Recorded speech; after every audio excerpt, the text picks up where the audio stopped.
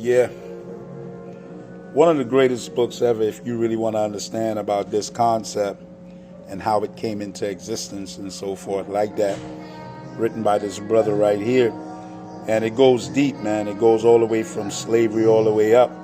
So if you want to see the falsity of this false concept called Rasta and Rastafarianism, this book is a great base understanding book. So this is just part one that I'm going to detail some of the highlighted stuff that I have highlighted out. You know, this book is very, very deep. Okay. So it shows you about the slavery and so forth like that these Europeans have profited so-called white people, which are Edomites. Okay, I want you to understand. In the Bible, there's no such thing as white people. They're Edomites. Okay, so I want you to see this and understand, right, what happened in Jamaica. In Jamaica and Barbados, the indigenous Iraq and the Caribs were murdered by the buccaneers and pirates who roamed between the islands. The Spanish was the most active in the Caribbean, and the island of Jamaica was central to the struggle of the pirates, situated as it was in between the middle of the Caribbean Sea. With the concentration of plunderers and explorers at Port Royal, the wealth accumulated from piracy on the high seas and the plunder of the Central American civilizations went towards the setting up of plantations to provide sugar, tobacco, and cotton for Europe. So this is how your British and your French and your Spanish and all these countries live off your wealth to this very day. All right, my lord. Good. The setting up of these banks, the world banks and so forth like that, and how you love these people and what they have done. So let's get deep into this. Okay? Let's get deep into this. This is just part one. So look what it says here. It says, by the end of the Civil War in Britain, the English merchants, with the support of the Crown, threw all their resources into the slave trade. So the same English people that you love, English Edomites, by the beginning of the 18th century, Britain was the dominant slave trade.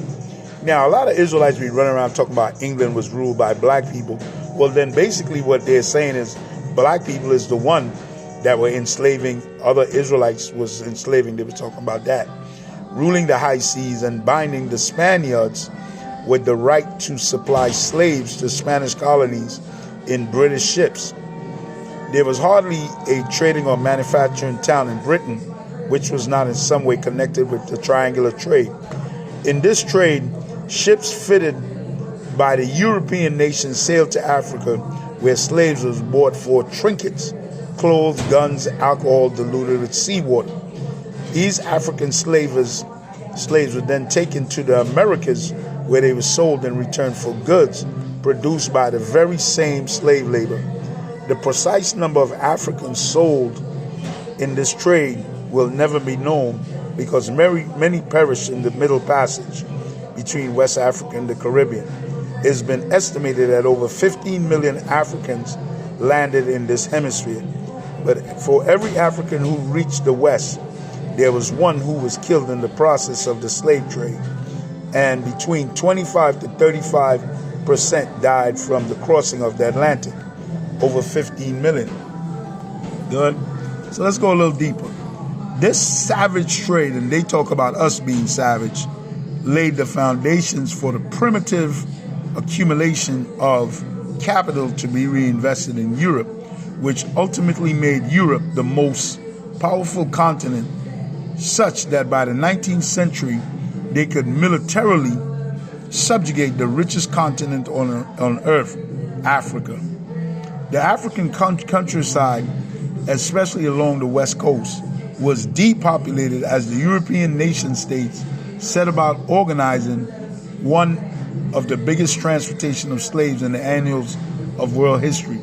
The forts dotted along the coastline of Africa today are the blood-stained records of the process which initiated the present underdevelopment and poverty in Africa.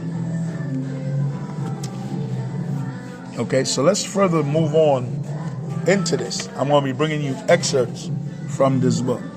So here we have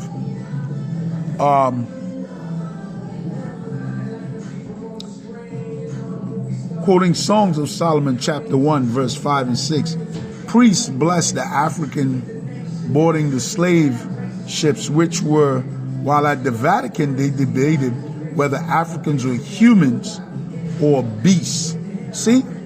And you go to their Roman Catholic church and you bow down to their God and so forth like that.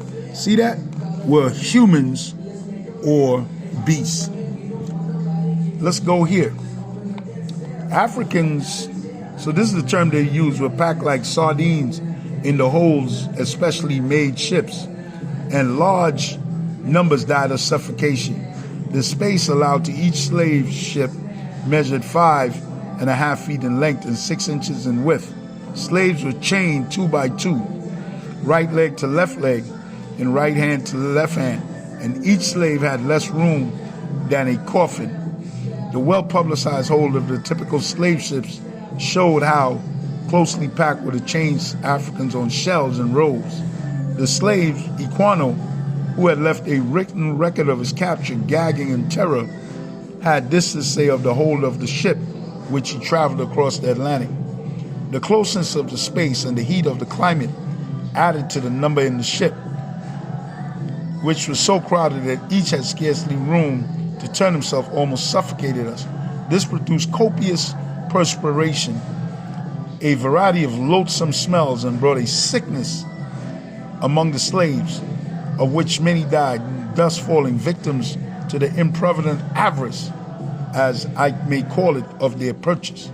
This wretched situation was again aggravated by the gulling of the chains, which now became insufferable, and the filth of the tubs in which the children often fell were almost suffocated. The shrieks of the women and the groans of the dying reduced the whole to a scene of horror almost inconceivable.